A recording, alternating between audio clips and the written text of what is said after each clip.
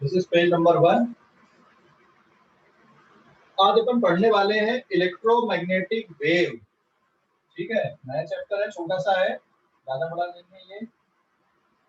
Electromagnetic wave, short form से लिखेंगे EMW, electromagnetic wave. Electro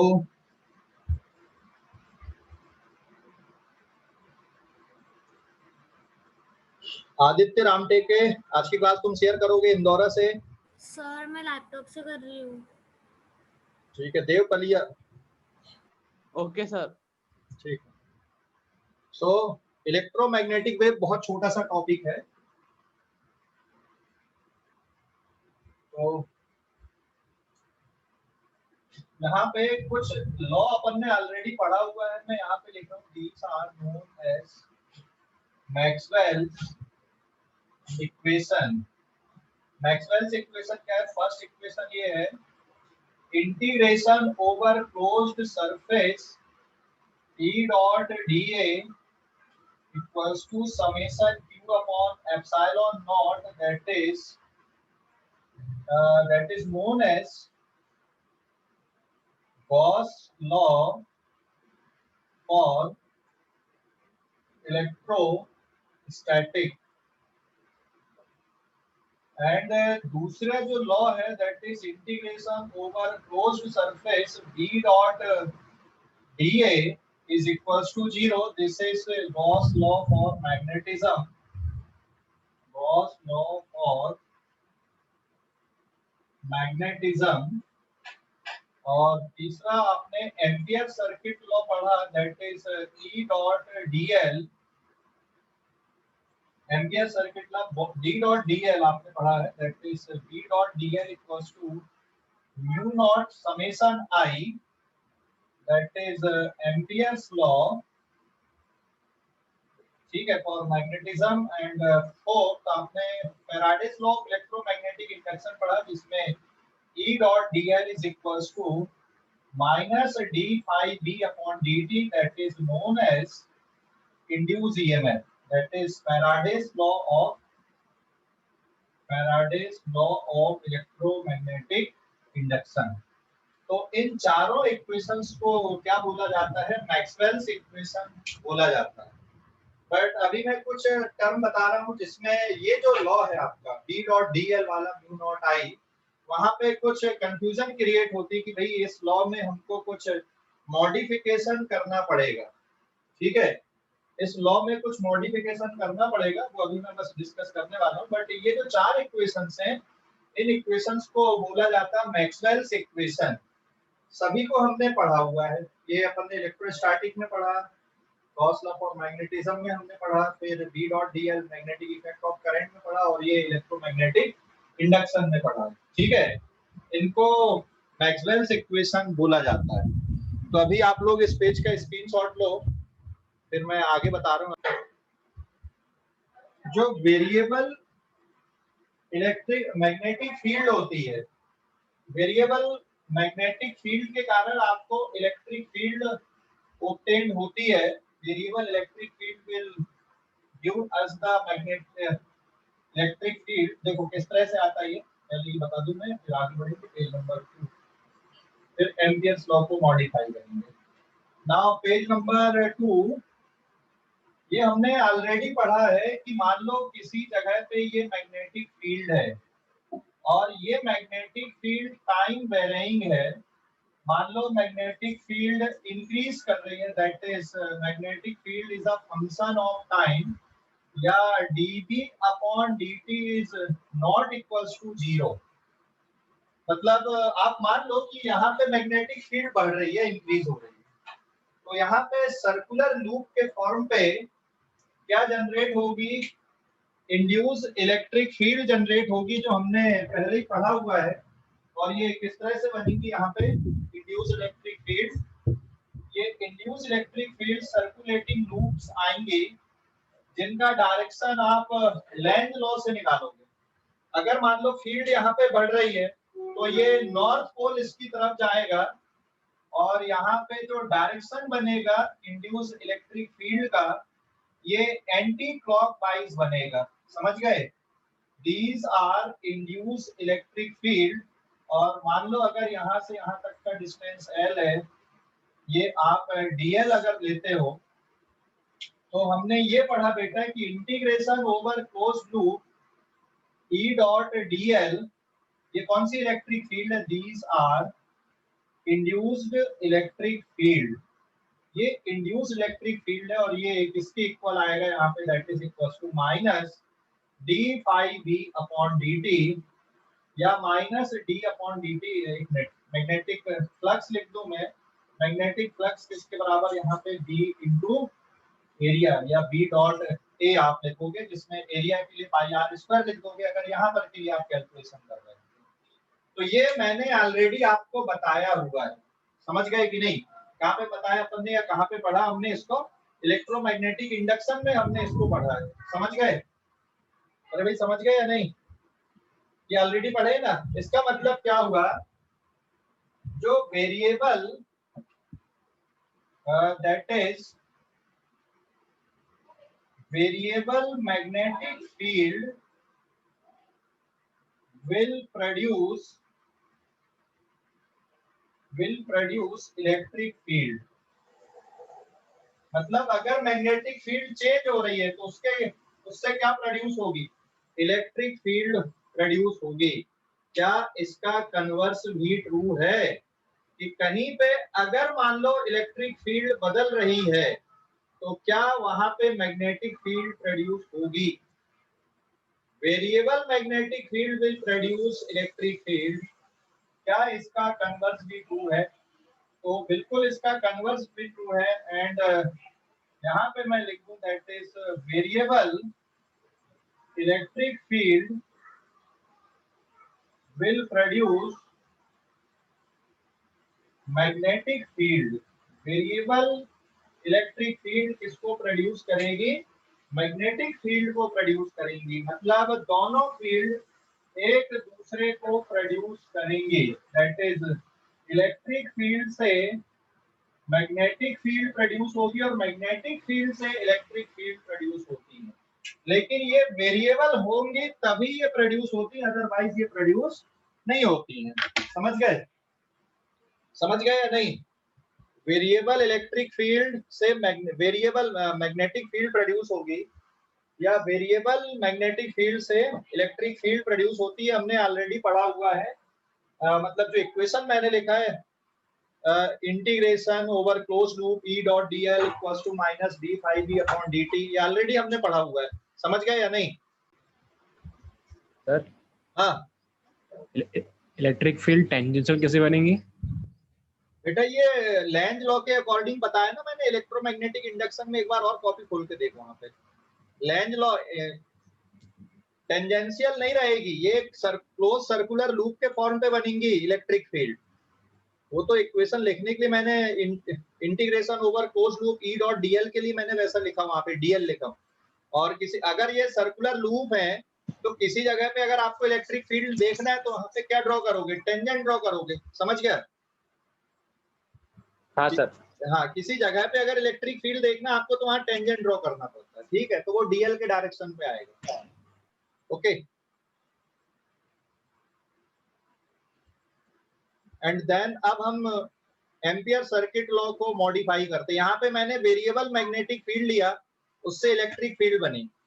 अब मैं किसी जगह पे वेरिएबल इलेक्ट्रिक फील्ड लेता हूँ और उसमें हम आगे का कैलकुलेशन देखते हैं कि किस तरह से होगा। ठीक है ना? अभी इस पेज का स्क्रीनशॉट लो आप लोग। अब मैं एक नई कॉन्सेप्ट बताने वाला हूँ, that is concept of displacement current. ठीक है? कॉन्सेप्ट ऑफ डिस्प्लेसमेंट करंट में बताने वाला हूँ। सर ले लिया स्क्रीनशॉट। चलिए ठीक है।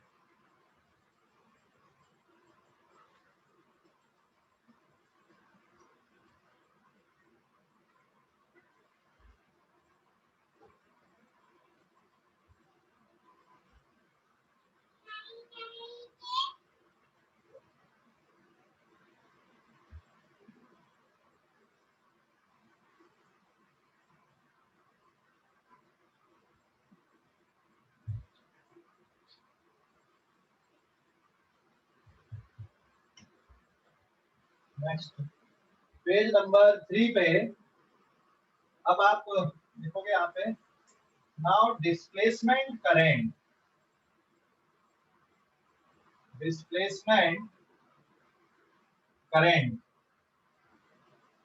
It is denoted by ID displacement current. यहाँ पे लिखेंगे अपन नाउ वेरिएबल हाँ सर आयुषी वेटिंग में है। क्या कौन वेटिंग में है? आयुषी वेटिंग में है। नहीं ना बेटा, देख नहीं रहा कोई मुझे। अच्छा हाँ, एक मिनट, 2 बच्चे ठीक है। Variable electric field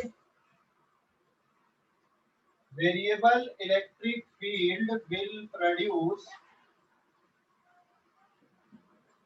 magnetic field. मतलब अगर मान लो किसी जगह पे ये इलेक्ट्रिक फील्ड हमने लिया इस तरह से, ये किसी जगह पे इलेक्ट्रिक फील्ड है, मान लो ये इलेक्ट्रिक फील्ड है, और इलेक्ट्रिक फील्ड यहाँ पर इसका फंक्शन है, टाइम का फंक्शन है। मान लो इलेक्ट्रिक फील्ड यहाँ पे वेरी कर रही है, चेंज हो रही है। सपोज इलेक्ट्रिक फील्ड यहाँ पे इंक्रीज हो रही है, तो इस जगह पे मैग्नेटिक फील्ड भी प्रोड्यूस होगी, इस जगह पे मैग्नेटिक फील्ड भी प्रोड्यूस होगी, ठीक है।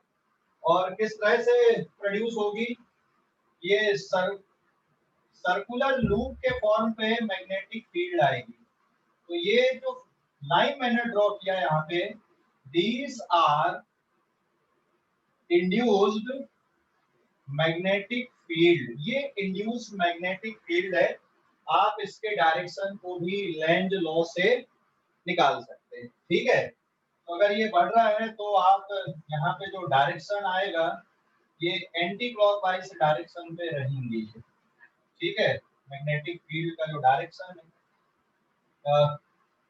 ये इस तरह से आ जाएगा यहाँ पे, this is the direction of induced magnetic field. अब हम डिस्प्लेसमेंट करंट को देख रहे हैं, तो पहले तो मैं लिख दूं integration over closed loop B dot dl। आप किसी भी लूप के लिए लिख दो, जैसे ये वाली लूप के लिए आप लिख रहे हैं, तो फिर ये किसके इक्वल आएगा? That is equal to epsilon not d phi e upon dt।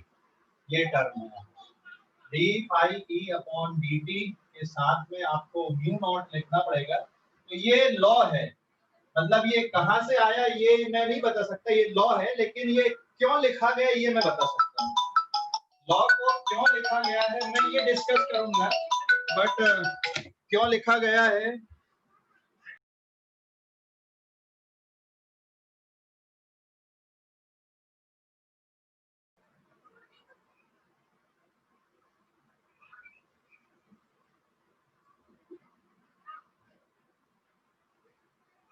Actual में डिस्प्लेसमेंट कर, आपने ये पढ़ा हुआ है एम्पियर सर्किट लॉ को, आपने ऐसा पढ़ा mu naught upon into summation I आपने पढ़ा है। तो यहाँ पर जो डिस्प्लेसमेंट करंट है एक्चुअल में इसकी वैल्यू होती है d phi e upon dt के बराबर, ये डिस्प्लेसमेंट करंट है। तो यहाँ पे डिस्प्लेसमेंट करंट लिख दूं मैं epsilon not d phi e divided by dt, जहां पे phi e क्या है? This is e dot a, जिसको आप बोलोगे इलेक्ट्रिक फ्लक्स, ये इलेक्ट्रिक फ्लक्स है e डॉट a यहाँ पे। हाँ, तो इतना जो टर्म होता बेटा ये डिस्प्लेसमेंट करंट कहलाता है। तो यहाँ पर जो करंट फ्लो हो रहा है, मतलब आप इमेजिन करो कि यहाँ पे करंट अंदर की तरफ जा रहा है, तो ये जो करंट है यहाँ पे ये कौन सा करंट है? That is displacement current. ये डिस्प्लेसमेंट करंट है यहाँ पे, समझ गए? ये डिस्प्लेसमेंट करंट है, यहाँ जो करंट फ्लो हो रहा है। और आपने अगर ये लॉ यहाँ पर के लिए लिखा है भाई यहाँ पे मैग्नेटिक फील्ड आ रही है तो ये लॉ सेटिस्फाई होना चाहिए। तो ये जो करंट बनेगा ये करंट कौन सा होगा यहाँ पे? This is displacement current.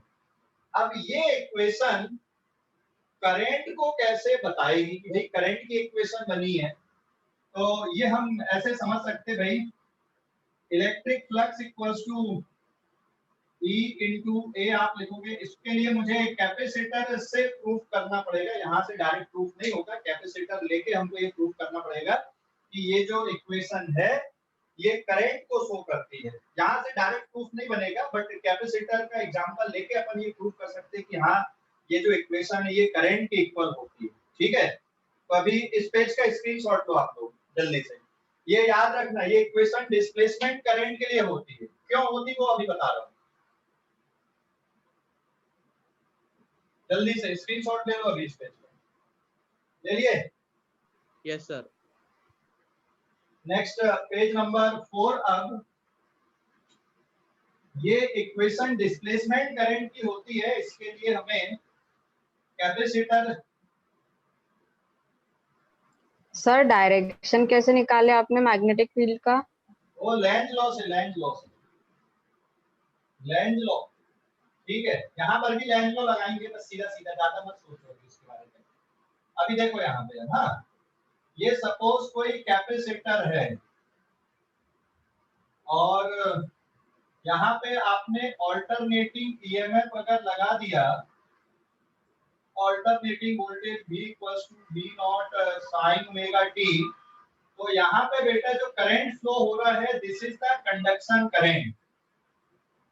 लेकिन ये करंट यहाँ पर भी फ्लो हो रहा है, लेकिन कोई कनेक्शन वायर नहीं है। कैपेसिटर के बीच में भी करंट फ्लो हो रहा है। जब आप ऑल्टरनेटिंग ईएमएफ लगाते हो तो जहां पर कनेक्शन वायर है यहाँ पर कंडक्शन करंट फ्लो होता है, दिस इज कंडक्शन करंट। लेकिन कैपेसिटर के बीच में तो खाली स्पेस है, फ्री स्पेस है।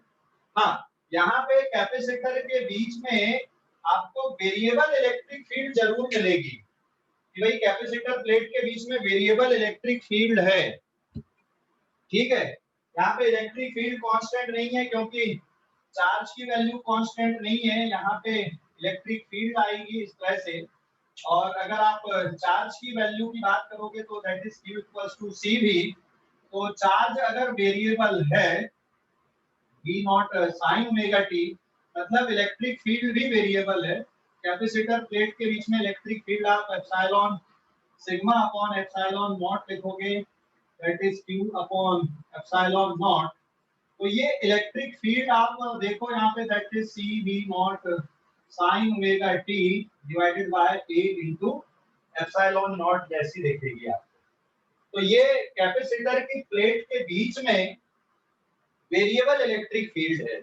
और अगर आप यहाँ पर सपोज कोई एक सर्कुलर लूप इस तरह से इमेजिन करते हो तो इसमें आपका जो फ्लक्स आएगा इलेक्ट्रिक फ्लक्स किसके बराबर लिखोगे आप? E डॉट A के बराबर लिखोगे। अगर आप इसको E डॉट A लिखते हो तो ये टर्म किसकी इक्वल आएगा? मैं चार्ज के फॉर्म पे लिख दे रहा हूँ यहाँ पे, this is Q upon A epsilon not.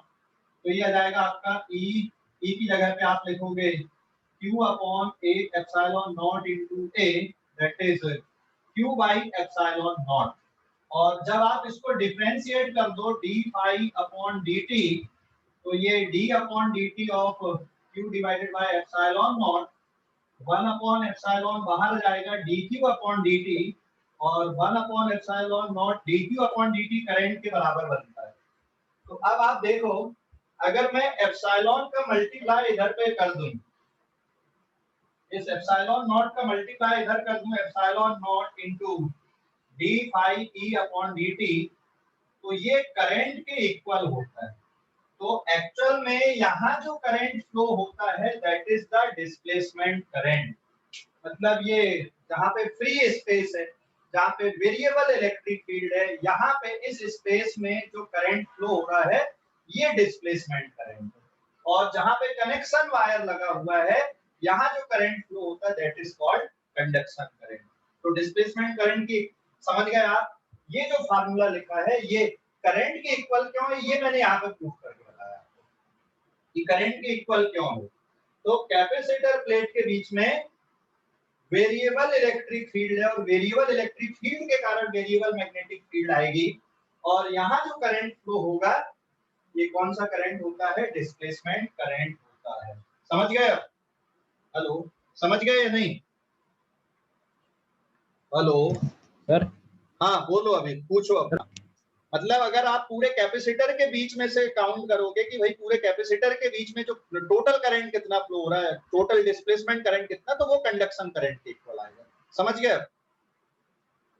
Hello, upon modified form of ampere circuit law लिख रहे हैं अभी। तो आपका जो एम्पियर सर्किट लॉ है भाई, यहाँ पर मैग्नेटिक फील्ड आएगी तो मॉडिफाई करना पड़ेगा एम्पियर सर्किट लॉ को। यहाँ पे मैं लिख दूं modified form of ampere circuit law.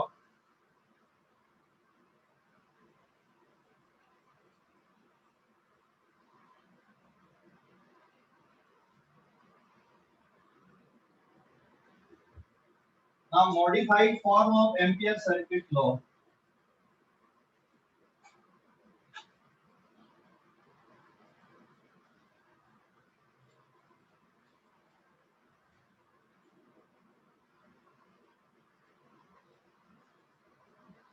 Modified form of ampere circuit law. देखो, ये कैपेसिटर प्लेट है, मान लो ये कनेक्शन वायर है, ठीक है। तो यहाँ पर जो करंट फ्लो हो रहा है ये कौन सा करंट है? This is displacement current. यहाँ पे कौन सा करंट है? Conduction current. अगर आप लूप यहाँ पर लेते हो तो यहाँ पर भी एम्पियर सर्किट लॉ वैलिड होना चाहिए और यहाँ पर भी वैलिड होना चाहिए। तो यहाँ के लिए भी और यहाँ के लिए भी दोनों जगह पे एम्पियर सर्किट लॉ वैलिड होना चाहिए। That is B dot DL equals to mu not summation I आप लिखते हो।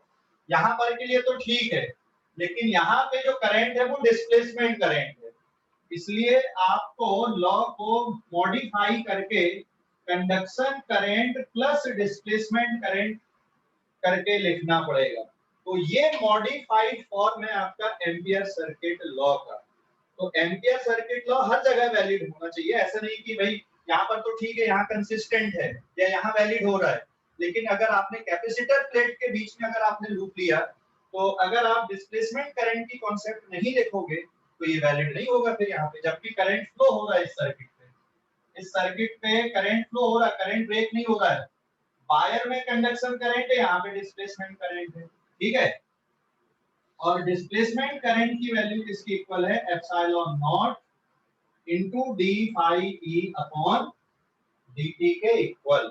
ये डिस्प्लेसमेंट करंट है जिसमें फाई ई का मतलब क्या हो गया? दिस इज इलेक्ट्रिक फ्लक्स, और डी फाई अपॉन dt मतलब rate of change of electric flux.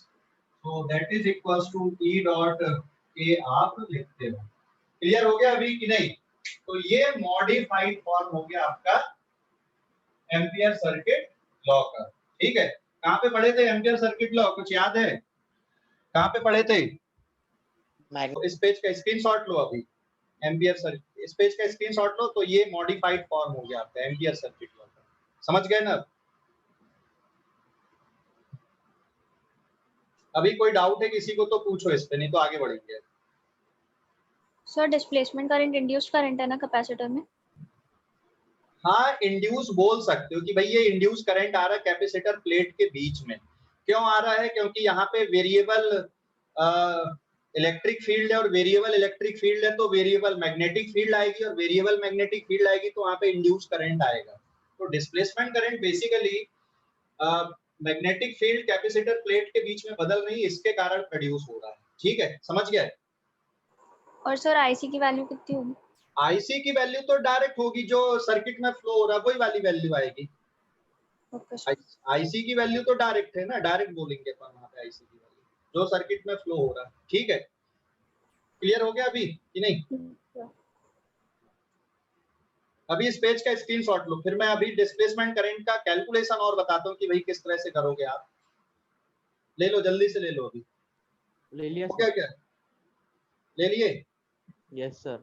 हाँ, अभी देखो, अगर आप ये पूरा इतनी लूप ले रहे हैं यहाँ से यहाँ तक, तो डिस्प्लेसमेंट करंट के लिए आपका जब कैलकुलेशन करोगे तो पूरी लूप के लिए करना पड़ेगा, मतलब फ्लक्स आपको पूरा लिखना पड़ेगा। अभी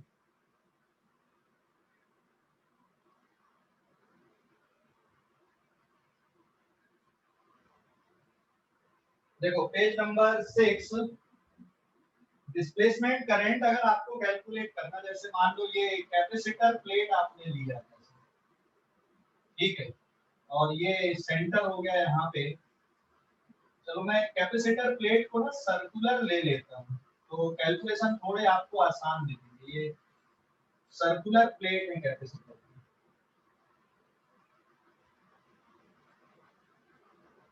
और दोनों प्लेट के बीच में डिस्टेंस डी है, कैपेसिटी सी है, capacity C equals to epsilon not A upon D, और इसकी जो रेडियस है ये सपोज आर के बराबर, या इसकी रेडियस सपोज ए के बराबर है, तो यहाँ पे प्लेट एरिया किसके इक्वल आएगा, पाई ए स्क्वायर रहेगा, ठीक है। और यहाँ पे कौन सा करंट फ्लो होगा, दिस इज कंडक्शन करंट। और अगर मान लो यहाँ पर आप इलेक्ट्रिक फील्ड देख रहे हो, तो ये इलेक्ट्रिक फील्ड इस तरह से यहाँ पे आएंगी,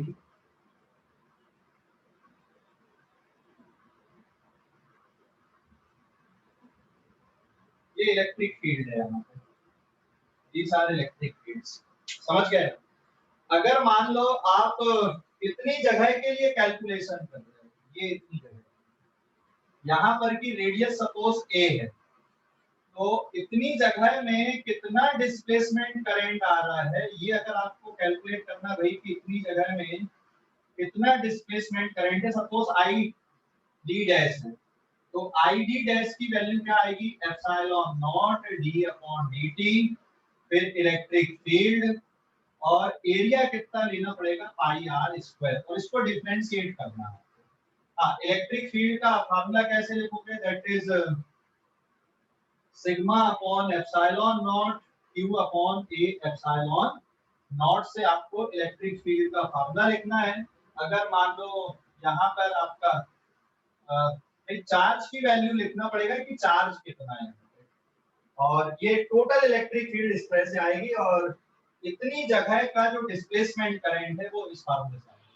लेकिन अगर भाई पूरे कैपेसिटर प्लेट में इतनी पूरी जगह पे कितना डिस्प्लेसमेंट करंट है, पूरी दोनों प्लेट के बीच में, मतलब ये पूरा एरिया अगर आप देखोगे कि भाई यहाँ पे कितना डिस्प्लेसमेंट करंट फ्लो हो रहा है, दैट इज आईडी, तो ये फार्मूला किसके इक्वल आएगा, epsilon not D upon dt of E into pi a square. तो ये जो डिस्प्लेसमेंट करंट है id, this is the displacement current, displacement current through capacitor, और ये वाला जो पोर्शन है वो छोटे से पोर्शन में, मतलब कुछ पोर्शन में मैंने निकाला। अभी समझ गए या नहीं, आईडी पूरे कैपेसिटर प्लेट्स के बीच में कितना, आईडी डैश इतनी जगह पे कितना डिस्प्लेसमेंट करंट आ रहा है। तो अगर ये निकालना तो आपको फ्लक्स के कैलकुलेशन में केयरफुल रहना पड़ेगा। यहाँ पे जब आप फ्लक्स का कैलकुलेशन करोगे तो E इंटू पाई आर, और जब आप पूरी प्लेट के लिए निकाल रहे हैं तो फ्लक्स के कैलकुलेशन में क्या आएगा, E इंटू पाई ए स्क्वायर आएगा, क्योंकि प्लेट का एरिया कितना है, पाई ए स्क्वायर है। अभी समझ गए या नहीं, हेलो समझ गए या नहीं, अरे भाई समझ गए या नहीं, हेलो सर। हाँ ठीक है। पेज नंबर 7 पे आते हैं तो, अगर मान लो आपने एसी सोर्स लगाया है तो वहां तो वेरिएबल आएगा ही, लेकिन डीसी सोर्स में भी वेरी करती है, और जो इक्वेशन आती है आपकी डीसी के लिए, दिस इज पेज नंबर 7, ध्यान देना। अभी एसी सोर्स और डीसी सोर्स, मान लो आपने ये एक रेजिस्टेंस लिया और ये एक कैपेसिटर लिया आपने, और ये सर्कुलर प्लेट्स हैं, ये सारे सर्कुलर प्लेट, और सर्कुलर प्लेट का जो एरिया है, ये सेंट्रल लाइन हो गई इसकी, सेंट्रल लाइन से ये आर डिस्टेंस, मतलब इतनी जगह पे कितना डिस्प्लेसमेंट करंट फ्लो होगा ये आपको देखना है, समझ गए। ये आर रेडियस, सर्कुलर प्लेट की टोटल रेडियस आपकी ए के बराबर है, ये रेजिस्टेंस हो गया आर, और आपने अगर ये डीसी सोर्स लगाया जिसका वोल्टेज भी है, तो कैपेसिटर पे जो चार्ज आता है, चार्ज की equation Q equals to Q naught charging का formula 1 minus e to the power minus t upon tau याद आया, जिसमें टाउ इक्वल्स टू क्या होता है R इनटू C, याद आया कि नहीं? तो ये भी तो टाइम का फंक्शन हुआ ना चार्ज यहाँ पे। तो अगर आप इलेक्ट्रिक फील्ड देखोगे यहाँ पे, तो electric field equals to Q upon A into epsilon not, this is Q not 1 minus e की power minus t upon tau divided by A into epsilon not. और A क्या है यहाँ पे, this area is pi into A square, मतलब पूरा plate का area हो गया। आपको ये जो प्लेट है इसको इस तरह से देखना है कि ये प्लेट ऐसी सर्कुलर प्लेट है, तो ये पूरा एरिया हो गया, ठीक है। तो अगर आपको इतनी जगह पर डिस्प्लेसमेंट करंट निकालना, तो epsilon not d upon dt of E into क्या लेना पड़ेगा, पाई r स्क्वायर। और ये वाली फील्ड यहाँ पे आपको सब्स्टिट्यूट करना है d अपॉन dt, ये फील्ड है Q not d upon tau divided by A epsilon not into pi r square. और इसको सॉल्व करोगे तो ये इतनी जगह पे कितना डिस्प्लेसमेंट करंट फ्लो हो रहा है वो पता चल जाएगा। समझ गए या नहीं? हेलो, समझ गए अब? हाँ सर। हाँ, देख लो अभी। तो डीसी समझ गए अब? कनेक्शन वायर के भी रेजिस्टेंस होते हैं, तो जब आपका अगर कैपेसिटर अकेले को भी तुमने बैटरी के साथ जोड़ दिया, तो आपको मानना पड़ेगा कि भाई कनेक्शन वायर का भी कुछ ना कुछ रेजिस्टेंस है। क्लियर हो गया अभी कि नहीं? Hello, displacement current concept clear हो गई? हाँ सर। ओके, अब इस पेज का स्क्रीनशॉट लो। और अगर आप एसी सोर्स लगाते हो तो वहां तो बताने की जरूरत ही नहीं है, वहां तो वेरिएबल आएगा ही, क्योंकि चार्ज की वैल्यू वेरी करेगी, है ना। वेरिएबल वोल्टेज लगा दोगे तो चार्ज वेरी करेगा ही वहां पे एसी सोर्स पे। तो चाहे डीसी सोर्स हो चाहे एसी सोर्स हो, डिस्प्लेसमेंट करंट बनेगा ही। ठीक है, क्लियर हो गया? हेलो, अरे भाई समझ गए?